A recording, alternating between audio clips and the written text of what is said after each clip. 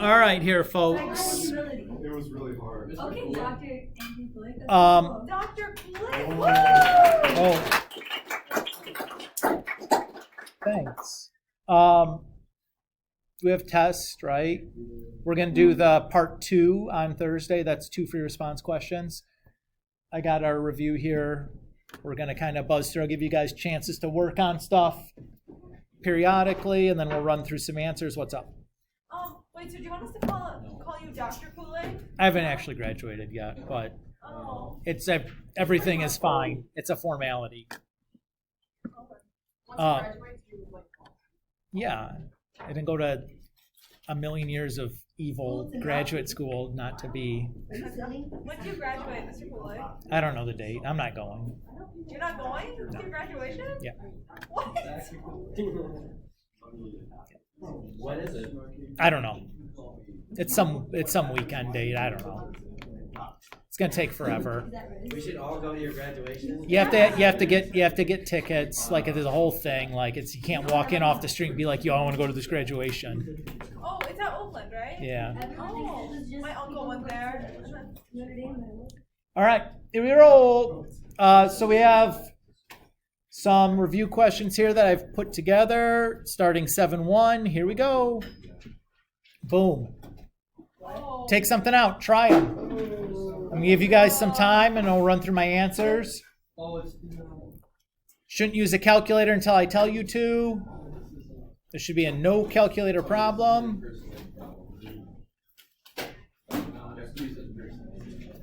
You definitely don't need inverse tangent. Don't listen to Pierce. Pierce is a liar. He sits on a throne of lies. He smells like beef and cheese. Guys,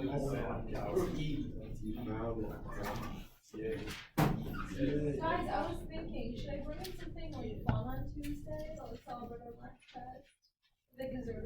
Bring cookies. Green crack cocaine. Jeez, oh, Pete's Nolan. Wow, no one didn't mean to go that sideways. Just like that one. Things escalated quickly. I just wanted to know a few cake pops, but Yeah, Pierce is old. I'm always willing to have an open mind. that's I want to note here, though, at the end of when they're announcing the scores, it was Christian 2, Chairs 0. So, if you didn't notice this, What happened? the funniest part was them telling us to put down our chairs at the sing-off because we were just like at the stage ready to throw. I feel like they should have let us stay up there. this is a parts question, right? You're trying to do this integration by parts. Hopefully everyone's decided. Your U, what should the U be? Why? Good. Not really. And the dV then? It should be e to the 0.2y. Yep. That's great. Wait, what is? Oh, is U just Y? Yeah, definite. Why not? Well, because you have two functions multiplied to each other, y times e to the 0.2y. So one of the functions is going to be either, u or dv, right? If you have two things multiplied to each other. Wait, Mr. Bullock, so e to the 0.2y, you have to do u sub. Yeah, to integrate the dv, you do need to do a u sub on that as well. That's right. That's such a long problem. I mean, it's like a standard integration by parts problem. No, that's not it. This Y goes to U. Oh. You're So the u should be y, dv is e to the 0.2y. That makes du equal to dy, and v equal to 5 e to the 0.02y. Me neither. But you're right there. I know, but I'm very confused. That's what I mean. How'd you get the 5, Mr. Kool-Aid? The 5e. So Yeah. this u sub u is going to be 0.02y. Yeah. Du dy is equal to 0.02. divide the 0.02 over, multiply the dy. dy is du over 0.02. 0.02, or 1 over 0.02 is just 5. Wouldn't that be dy? Yeah, I mean, I see. So I have the integral of e to the u times 5 dy, or 5 du, excuse me, and then. Mr. Cole, like, so do you usually, when you do u sub, sorry, this is just like a general question, do you put it in terms of dy or du? Like dy equal this? I try to, whatever I'm going to replace is what I try to get by itself. So here, the only thing that, after I put my u in here, the only thing that's not a u is the dy. So I'm going to try to get dy by itself. You know, Chanel? So just kind of like whatever the leftovers are that I need to get rid of still. Piercy. Where is dv coming from? I chose it Why? because I had two things that are multiplied together that I'm trying to integrate. I don't have an antiderivative formula for any products. So it's either a u sub or a parts problem. If I tried to u sub it, I would still have that y out front. So we did this by parts. So one of them y has to be something, and then e to the 0.05 y dy is going to be the other thing. Oh, this is It's a parts problem. solve for v. And then I solve for v by integrating. Yes. So the integration by parts formula is uv minus integral of v du, which is handy because that's the exact same. That's like almost the exact same integral we had to do to integrate dv. So I just pulled the 5 out front, and then that's an integral of e to the 0.02 y dy is just 5 e to the 0.02 y. And there you are. What happens if you, in the u sub over there, if you made it du is equal to 0.2 times dy, would it be like the same idea, kind of? Or?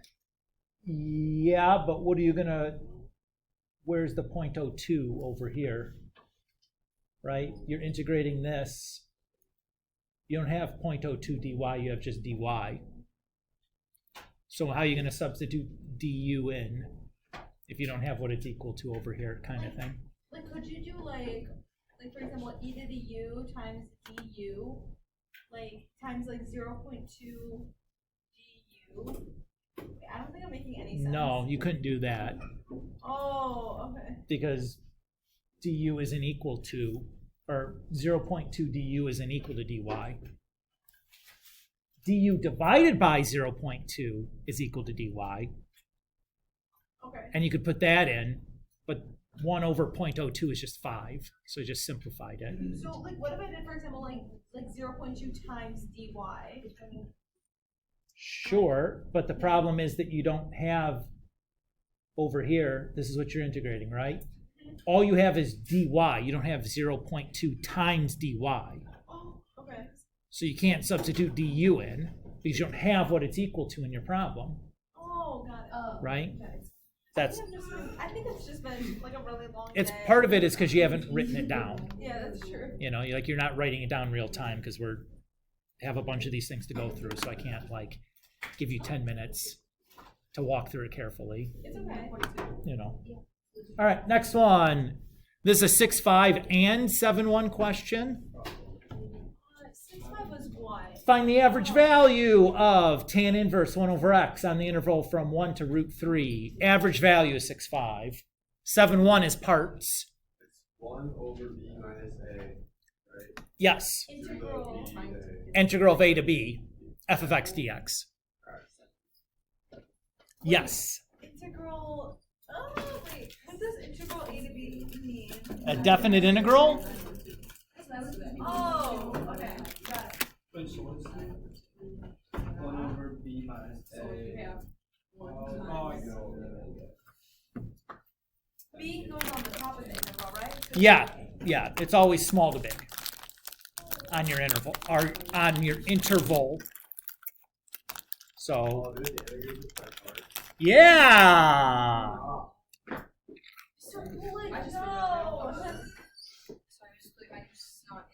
No, me neither. I'm so tired. After trivial pursuit, I was like out of it. Like, After I got flamed by everybody. All you have to do is is get dx. It's a parts problem. Yeah, is dx part one of the parts? Or what is it? Oh, wait. dv is just dx. Yeah. Wait, how do you know? Because I thought the U was supposed to be the easy term. Well, Well, tan. no, You- I'm kinda happy. you're only taking the integral of tan inverse 1 over x dx, right? Do you know how to take the derivative of dx? Nope. Where was AJ? He did one.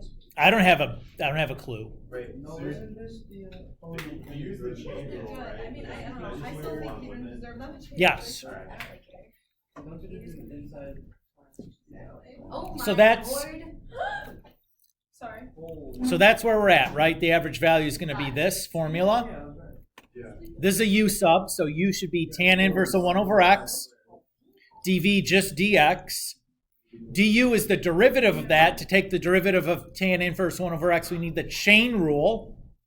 That simplifies down to just negative 1 over x squared plus 1 dx. And the integral of dv dx, well, that's just v equals x. Is this gonna like be on the test? Well, I tried to pick things that were representative difficulty. But not on I'm Thursday. screwed. Correct. Thursday is I'm just gonna study those 7 or 8 after 2 questions. I think that's a great plan. Okay. If I don't study anything else, but I know those like the back of my hand, like am I good? On Thursday, Yeah. I think it'll be fine. This is the only thing. Prater, what's up? Why is it a negative 1? So 1 over x is x to the negative 1.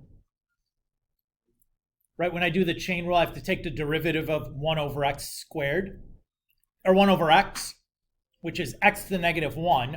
So when I do the derivative, the negative 1 comes to the front, there's your negative. I subtract 1 from the exponent, there's the squared. Mr. Bullock, I have a question. So why can't you just u sub the tan inverse 1 over x? Like, why can't you say u is equal to 1 over x? What's the derivative of u then? Derivative du over dx is oh, Negative it's 1 gonna- over x squared, Yeah, it's gonna. and go you don't down. have any extra x squareds to do the sub. Got it. Has to be by parts. All right. Let's like scoop up so it's And then, the reason why I made the u tan inverse 1 over x is because, is that the technique for like inverse for functions? Like you make that the u and then the add. Well, I looked at this and I didn't have two things multiplied together, right? Yeah. I just had tan inverse of stuff and then dx. So one of those things, either tan inverse or the dx, has to be the u. I can't take the derivative of dx. What the heck does that mean? So the u had to be the other stuff. There's just no other way around it. Breaks. Is this supposed to be du all the way to the? It says dx equals negative dx. So it's du equals this stuff altogether, which equals the next line. I just simplified it. I missed it. That's okay. I tried to be, There's I only get so much room on a slide, so I have to be a little picky about how much, what I'm showing there. So that allows me then to do u times v, and then I'm going to evaluate that from 1 to root 3, minus the integral from 1 to root 3 of v du, which is this. And then to do this integral, I need to do a u sub. Oh my god. Sorry. Tony, I want to ask you something. By April 1st, it's always Tuesday. Wait, did Tony apply too? Tony, I didn't know that. Did he get an interview? No, you have to do another U sub. Tony, did you get an interview? Oh, congrats. Honestly, I would have just left it. I'd be like, that's my answer. Okay. So I'm going to plug in root 3 into the uv part, and then minus plugging in 1 to the uv part. So that's the stuff right there. when I do the u sub, well, the negative and the negative cancel, and that's where the plus comes from. The u sub here would be 1 over u du over 2. So the 1/2 is from the du over 2. And the integral of 1 over u is natural log. And I plug the stuff in, and I drop the absolute value because x squared is always positive, plus 1, still going to be positive, so I drop the absolute value. And then I need to evaluate that part with 1 and square root 3. So tan inverse, oops, I forgot the negative 1 there. Tan inverse of root 3 is pi over 6. Tan inverse of 1 is pi over 4. When I plug root 3 in, I get 4, and I plug 1 in, I get 2. And then I just clean this up a little bit using my properties of logs. So log 4 minus log 2 is log 4 over 2. And then the 1/2 becomes an exponent. I can move it inside as an exponent, so it becomes 1/2 log 2 becomes log 2 to the 1/2. And that's where the everything came from. You have to know that. I'm just telling you what I did. The log rules? Yeah. What if I don't remember the log rules? Subtraction is division. Addition is multiplication. Coefficient is an exponent. It's just like it should be 2. Oh, okay, got it. That's it. You knew them, you just didn't remember them. Well, yeah.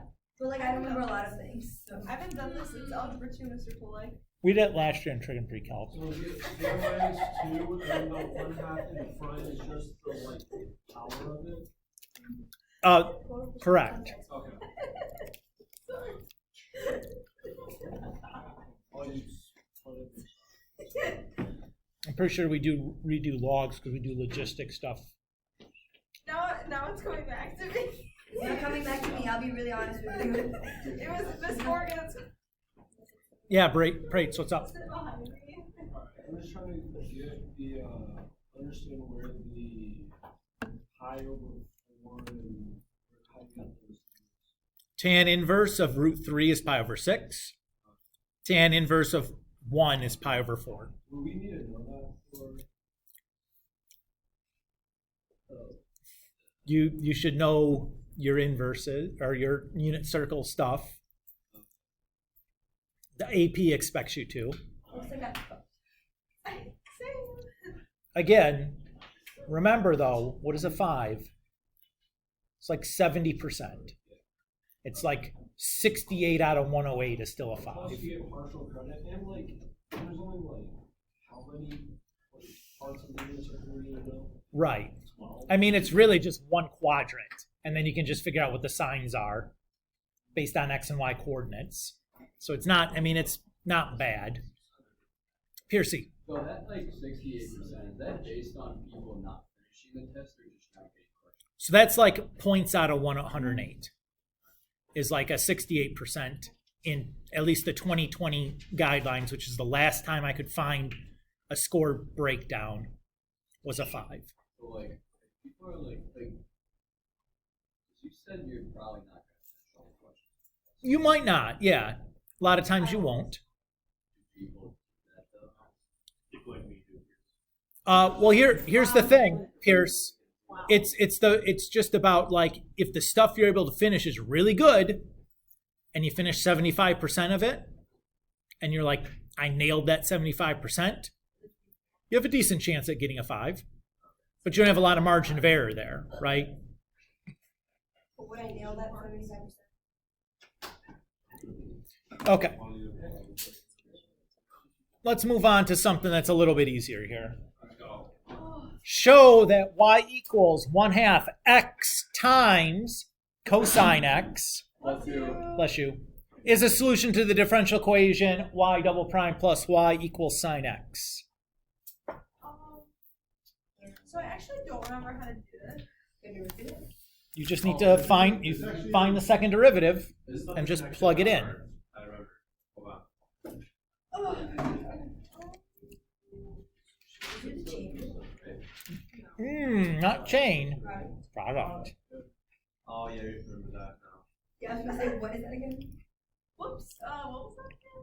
F prime of x times g of x plus f of x times g prime of x.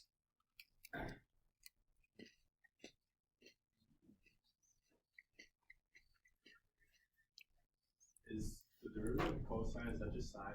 Negative sign.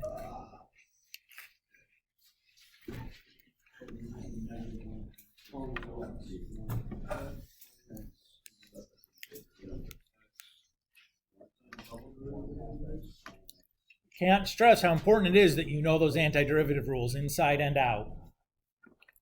That stuff never goes away. Your derivative and antiderivative rules absolutely can pull that constant out to the front. The negative 1/2? You don't have to include it with the product rule, right? Like You can just put it to the pull it side. out and then distribute it back through. That's what I'm doing. Okay, sounds good. Could you also do the, like, 1/2 x, negative 1/2 x is one of your terms? Uh-huh.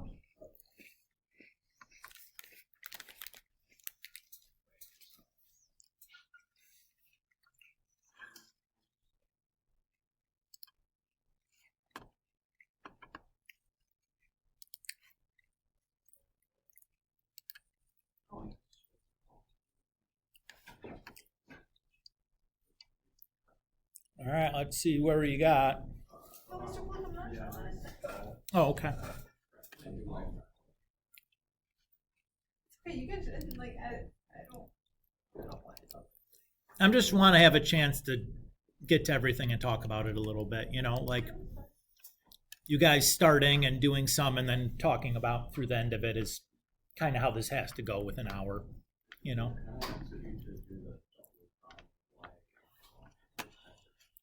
So to do kit y double prime, I do the derivative of 1/2 x sine x.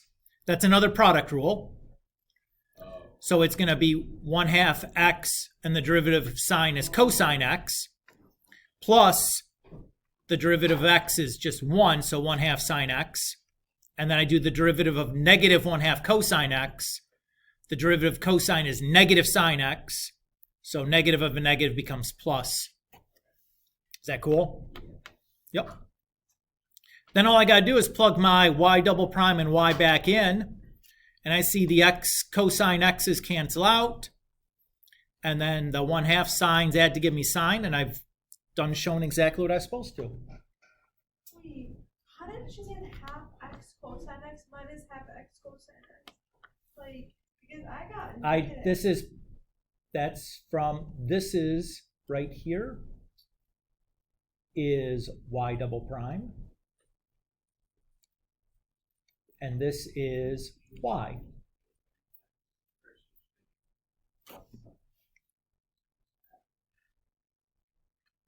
I did not get that. It took everyone else to pick up.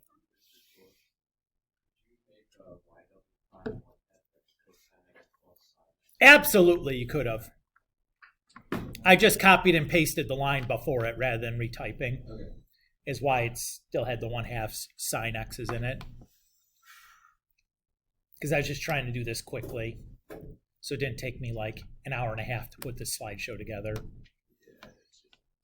Because I had to code this all in to come out the way I wanted it to. You have the code of this slideshow? Well, I mean, it's like I'm using a text editor, so it's not like I'm using PowerPoint to do this. Because typing symbols into PowerPoint like this is a nightmare. Like I'm doing this like using a PDF creator. So like, here. Did you make this? Like The slideshow?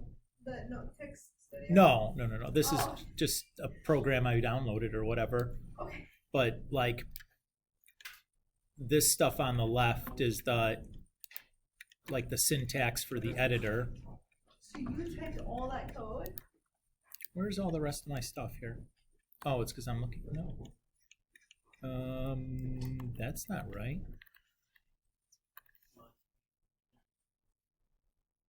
Where's all my stuff?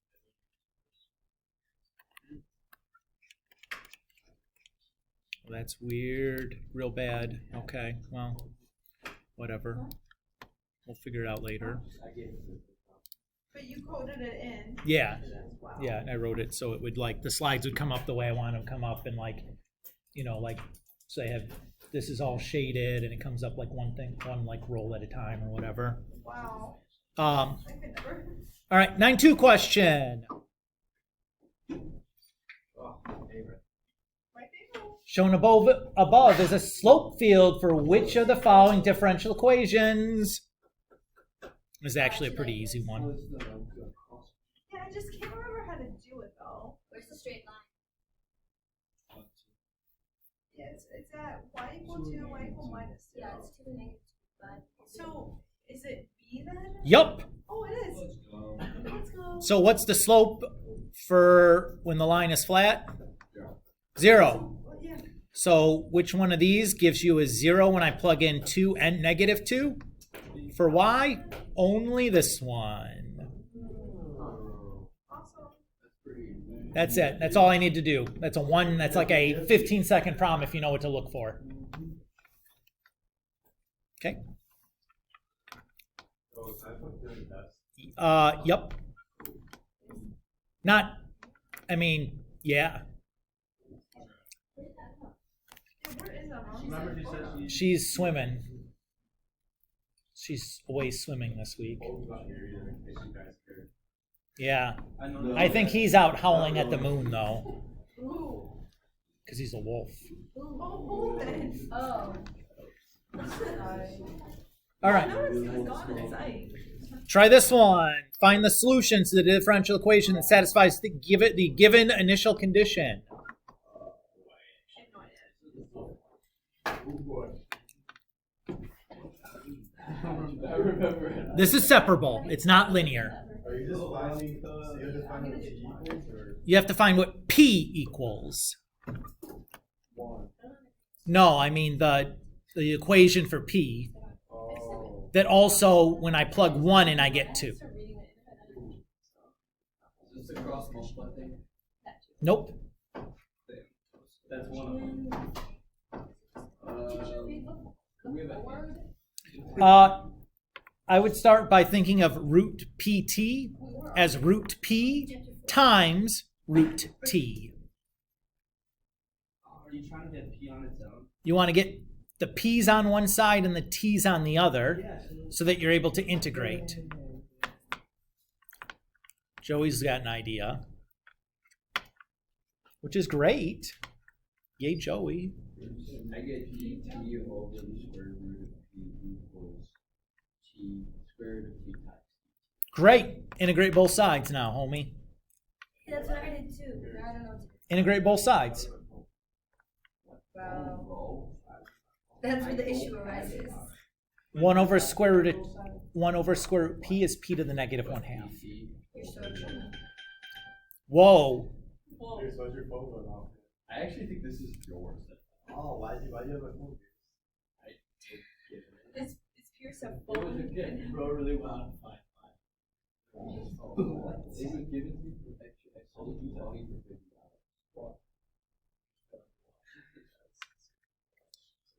Here's that, so you cross them. Yeah, because you have. Yeah, so you just do Oh, gt yeah. multiplied over the other side, and then you divide by the root of square. So I gotta get you that. When you integrate, you get this. Oh my gosh, I should do it. Oh, okay.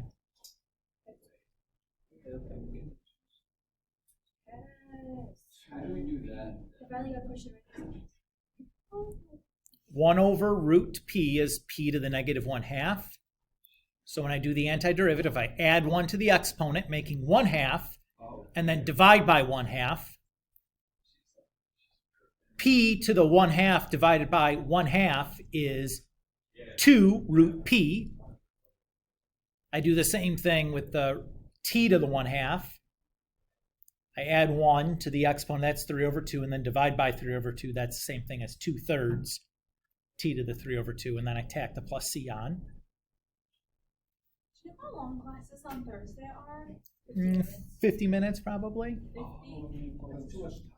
Then I'm going to plug in for P and T to solve for C.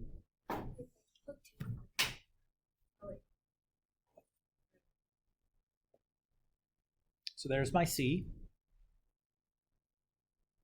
And then I just take this right here with my C in, right? I'm looking at this line.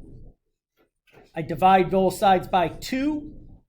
So that 2/3 becomes a 1/3. That 2 root 2 becomes a root 2. And that 2/3 becomes a 1/3.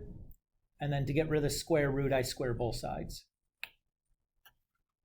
And that's my answer.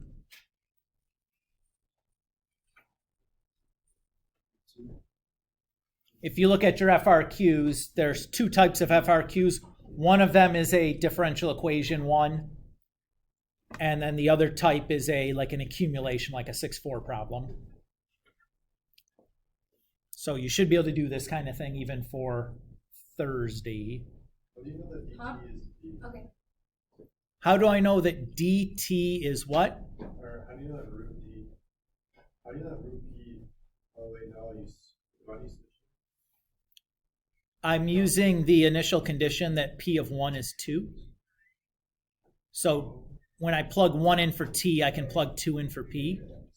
Oh, okay. That's how I get this to solve for c. But what about just like the first thing, the second, first time, second time? I did the antiderivatives. So this is p to the negative 1/2. So to do the antiderivative, I add 1 to the exponent, making positive 1/2, and then divide by positive 1/2. Wait, why is root p in under? Because I had to divide it to the other side. Oh, you just cross multiply. If you want to think about it that way, but not really. Oh, you just, okay, I get it. But I wanted to get the p's on one side, the t's on the other. Yeah, I get it now. Okay. What'd you do for that last step? Where it says P equals, how'd you get that equation? I took this and solved it for p. So I divide both sides by 2, so the 2/3 becomes a 1/3. The 2 root 2 becomes a root 2, and the 2/3 becomes a 1/3. And then I squared both sides. That's why there's the squared. I'm just trying to get the p by itself. So I just took that equation with the c plugged in and finished getting p by itself.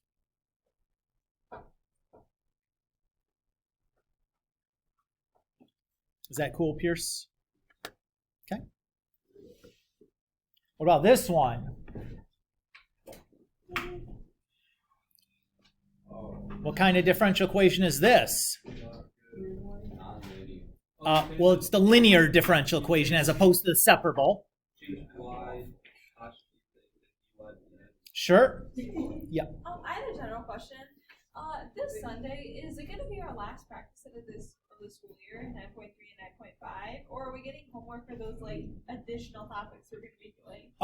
It would probably any kind of problem set that I would continue to assign would be like review questions. Oh, okay. Will they still count as That's grades? valid. Yeah, why not? Yes. What about it? He asked if I was still going to count them as grades. And homeworks, sure. Well, actually, that doesn't even make it. Probably not to most of you, but it's good reason to keep you doing them. I think that we should have little grade boosting activities. My homework grade is the only grade that What do you have in the class? Just be honest. Because I do flat. Then we do that on this assignment. And then I'm gonna have like No, just do well on the test. I actually did some homework, but then. Just do well so we Is got. there a weird, No, I there's no would say, weird like, just do equation, well, like, just like the. like, no, it's just- Yeah, so I try. for a linear differential equation, I want to start by getting it in the form dy dx plus p of xy equals q of x. So I just rearrange that a little bit. I can see then, now that I've got it rearranged, that p of x is x. So to calculate my integrating factor, that is e to the integral of p of x. So that is e to the x squared over 2. I multiply that integrating factor to both sides. By multiplying that to the left side, I create the product rule derivative, I of x times y. And then x times I of x. And I integrate both sides. The integral cancels the derivative. But to integrate this, I need to use u sub.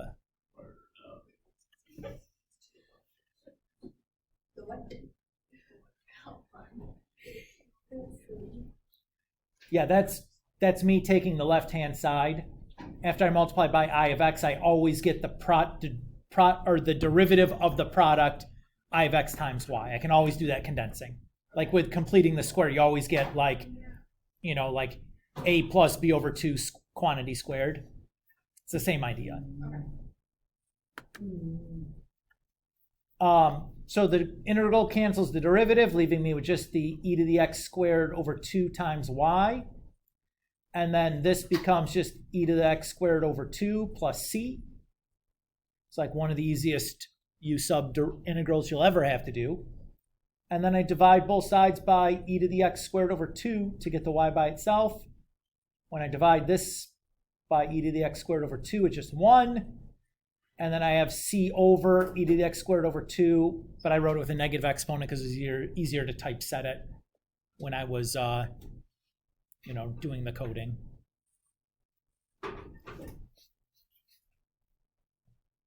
Again, if you know what you're doing, it's not bad.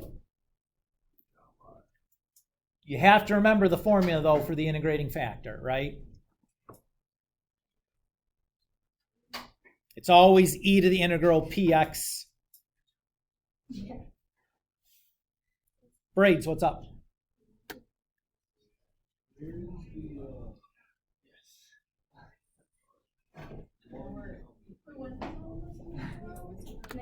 I divide both sides by this.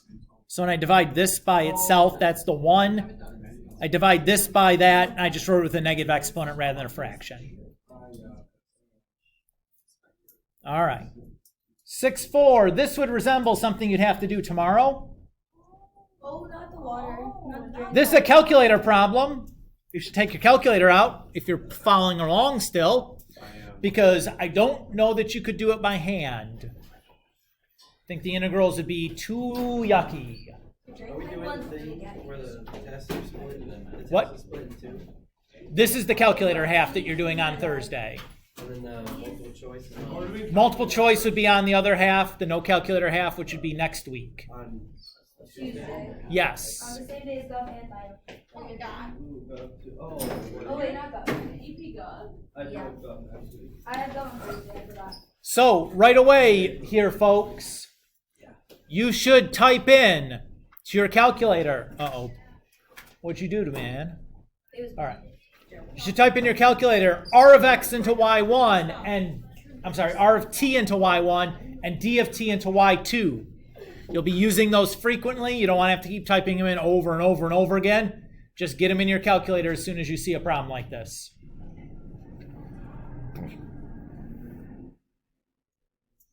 So it says the rate at which rainwater flows into a drain pipe is modeled by the function r, where r of t is equal to 20 sine t squared over 35 cubic feet per hour, where t is measured in hours from 0 to 8 hours. The pipe is partially blocked, allowing water to drain out of the other end of the pipe at a rate modeled by d of t equals negative 0.04 t cubed plus 0.4 t squared plus 0.96 t cubic feet per hour from 0 to 8 hours. There are 30 cubic feet of water in the pipe at time t equals 0. Part A asks how many cubic feet of rainwater flow into the pipe during the 8-hour time interval from 0 to 8. This is the key. D of t and R of t are given as rates. Cubic feet per hour, correct? What we're looking for is a quantity of cubic feet per hour. How do I take a rate and get a quantity out of it? It's an integral. So part A is just the integral from 0 to 8 of r of t dt. Type in your calculator and press enter. I would use y1 in place of typing in r of t again. Piercy, what's up? I'm just checking. Okay. How do you put Y1 again? Vars, Oh, that's y vars, function y1. No one asked you. She's faster than you are. You should hate on me because I don't know bars. Like, man. Oh my God. Hater's gonna hate. Yeah, you're a hater. No. All right, part B says, is the amount of water in the pipe increasing or decreasing at time t equals 3? Give a reason for your answer. So the rate of change for water at t equals 3 is just going to be water in minus the rate of water in minus the rate of water out. Correct? So I plugged 3 in for each of those and did the subtraction. Since this quantity is negative, the net change in water added and removed at time 3, that's negative. So the amount of water in the pipe is decreasing at 3. Pretty easy. But you got to read what's going on and understand like what you're given. Right? Units matter a lot on these. You can usually tell a lot by units. Right? What does what say? It says don't hate, integrate. It's a Valentine, I thought it said right? don't wait, so I can't read that. Okay. Good story. All right. C says, at what time from 0 to 8 is the amount of water in the pipe at a minimum? Justify your answer. I began by writing an equation to model the amount of water in the pipe at time t. So that's the initial 30 cubic feet plus the integral from 0 to t r of x minus d of x dx. Right? That's going to just be the accumulation of water over time t.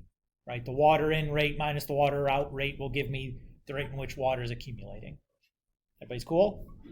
Yeah. Since we're looking for a minimum or maximum, I took the derivative of that, which just gives me r of t minus dt.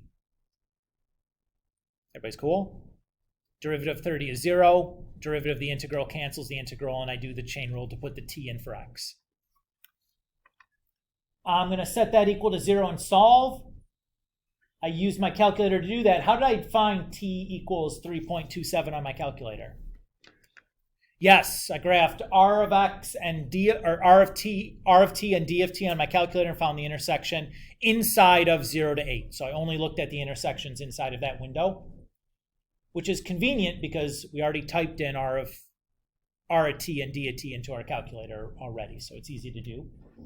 So, because this is a closed interval, I have to check not only my critical values, but also the endpoints of my interval. So W of 0 is 30, W of 3.27 or is this, and W of 8 is that. Again, I'm getting those by just plugging it into this equation right here.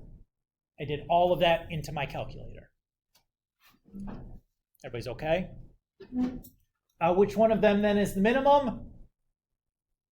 The smallest number.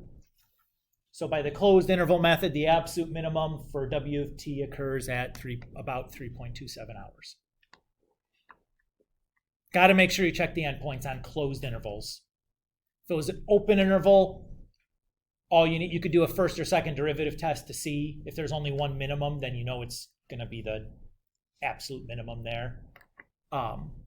Braids, what's up? Can we go back to the, so for this one, we're calculating, like, we plug into a calculator where they intersect, right? Yes. Can we go back to the first, like, the original equation? Check your mode. Are you in degree mode or radian mode? You're in physics, right? Yeah, that'll do it.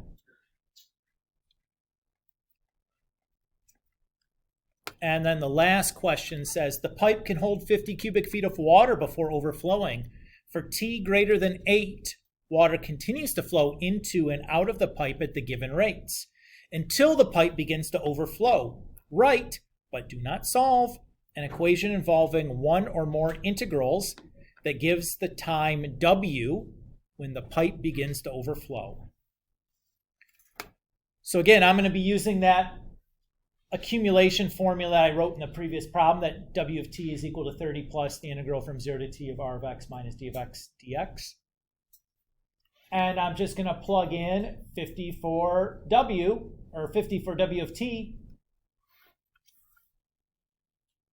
Or, if you would have preferred, I think even a better answer is this one. Now you're guaranteed that W will be greater than 8. But from our previous analysis, we know that there is no maximum, or the maximum value from 0 to 8 is at 8. So we know there wasn't some other point where it started overflowing that we would have, when we solved for W in this first equation, that you would have gotten an answer that you didn't want, since it asked for t greater than 8. But I think either one of these would be fine.